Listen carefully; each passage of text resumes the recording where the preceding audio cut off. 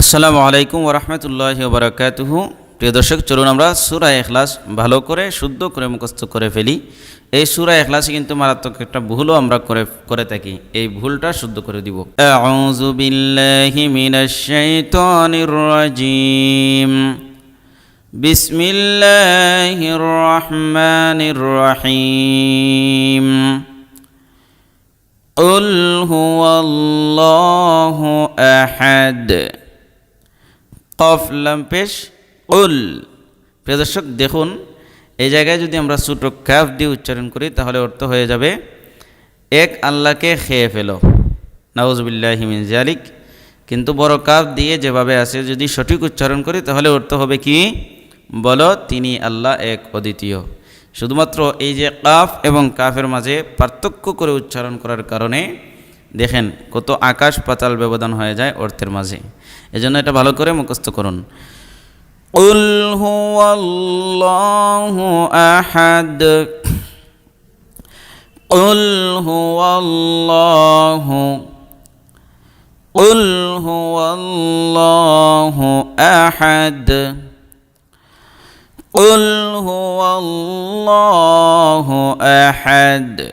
আল্লাহুস সামাদ। আল্লাহুস সামাদ। আল্লাহুস সামাদ। লাম ইয়ালিদ ওয়া লাম ইউলাদ।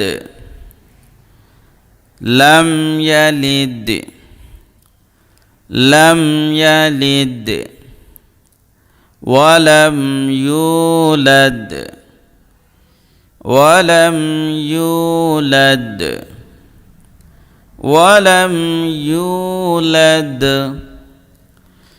লাম ইয়ালিদ ওয়ালাম ইউলাদ। ওয়ালাম ইয়াকুল লাহু কুফুয়ান আহাদ। এবার জপেন। ওয়ালাম ইয়াকুল লাহু। ওয়ালাম ইয়াকুল লাহু। ওয়ালাম ইয়াকুল লাহু কুফুয়ান আহাদ। কুফুয়ান আহাদ। কুফুয়ান আহাদ। প্রিয় দর্শক, দেখেন লাম জবরল্লাহ হা উল্টা পেশ হু।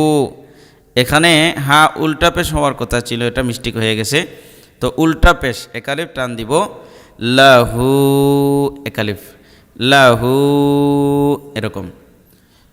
ওয়ালাম ইয়াকুল লাহু কুফুয়ান আহাদ। ওয়ালাম ইয়াকুল লাহু কুফুয়ান আহাদ। পুরোটা একসাথে। বিসমিল্লাহির রহমানির রহিম। কুল হুয়াল্লাহু আহাদ। আল্লাহুস সামাদ। লাম ইয়ালিদ ওয়া লাম ইউলাদ। ওয়ালাম ইয়াকুল লাহু কুফুয়ান আহাদ। প্রিয় দর্শক, এই ভিডিওতে একটি লাইক দিন এবং কমেন্ট করে জানান, আর আমার এই চ্যানেলটি সাবস্ক্রাইব করে রাখুন। ধন্যবাদ। আসসালামু আলাইকুম ওয়া রাহমাতুল্লাহি ওয়া বারাকাতুহু।